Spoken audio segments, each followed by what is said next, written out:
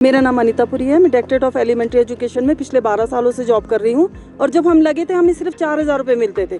तो आप ये देखिए आज 12 साल हो गए उस डिपार्टमेंट में लगे हुए, 12 सालों में हम 12,000 पर पहुँचे हैं। तो इस तरीके से एक गृहिणी कैसे अपने घर का गुजारा चलाएगी, ये बताइए। बच्चे भी पढ़ते हैं सर, बच्चों की फीसें भी जाती हैं। ठीक है, हम में से कुछ ऐसे हैं जो वेल सेटल्ड है, अपना गुजारा कर लेंगे, पर कुछ ऐसे हैं जो कुछ भी नहीं कर पाते हैं, इसी 12,000 पर ही निर्भर है।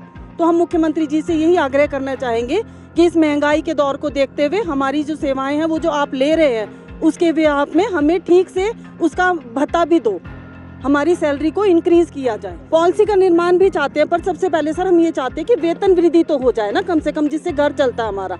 पॉलिसी तो धीरे धीरे बन जाएगी, कोई बात नहीं, उसके लिए हम ज़्यादा जोर नहीं देंगे उनके ऊपर अभी, पर हमें सबसे पहले वेतन की वृद्धि चाहिए, हमें छुट्टियाँ चाहिए, मेडिकल का थोड़ा सा प्रावधान हो जाए हमारे लिए, वो भी ज़रूरी है सर, महिलाओं के लिए भी और सभी पुरुष वर्ग के लिए भी। हमें सर हर साल वृद्धि मिलती है, बट वही मिलती है 600-650 रुपये। इस बार भी उन्होंने सिर्फ 25 रुपये ही बढ़ाए गए हैं। तो आप मात्र दूध का एक पैकेट भी 32 रुपये का आता है सर, 25 रुपये में हम क्या करेंगे आप ये बताइए ज़रा। आप कम से कम 20 से 25 हज़ार तक तो होनी ही चाहिए।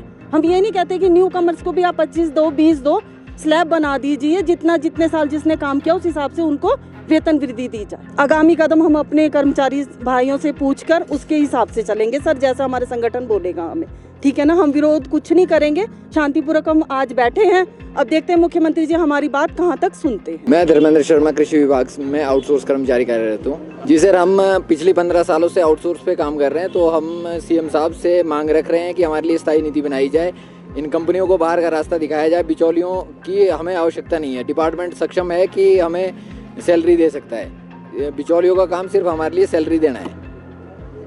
इसके अलावा क्या मांग रहे हैं? इसके अलावा हम चाह रहे हैं कि एलडीआर, जिस तरह से एसएमसी टीचर और कंप्यूटर टीचर को एलडीआर भर्ती के थ्रू डिपार्टमेंट में मर्ज किया जा रहा है, उसी तरह हमारे लिए भी पॉलिसी लाई जाए। अभी कुछ दिन पहले मुख्यमंत्री साहब की स्टेटमेंट विधानसभा में आई थी कि हम आउटसोर्स कर्मचारियों के लिए जो है नीति का निर्माण करेंगे। तो हम इसीलिए सीएम साहब से आज मिलना चाह रहे हैं कि वो हमारे लिए जल्दी कोई नीति डिसाइड करे।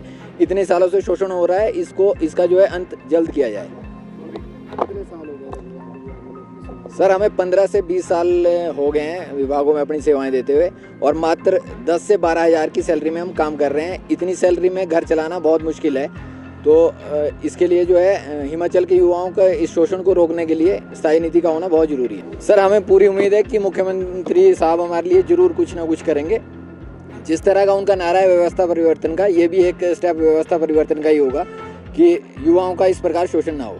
तो शिमला में आप लोग जुटे हैं, आज मुख्यमंत्री से मिलेंगे मांगों को लेकर, आज किस तरह का प्रदर्शन रहने वाला है? जी, हम मुख्यमंत्री साहब से मिलेंगे और उप मुख्यमंत्री साहब से भी मिलेंगे, बाकी मिनिस्टर जो भी मिलना हो पाएगा जिनसे, उनसे जरूर मिलेंगे।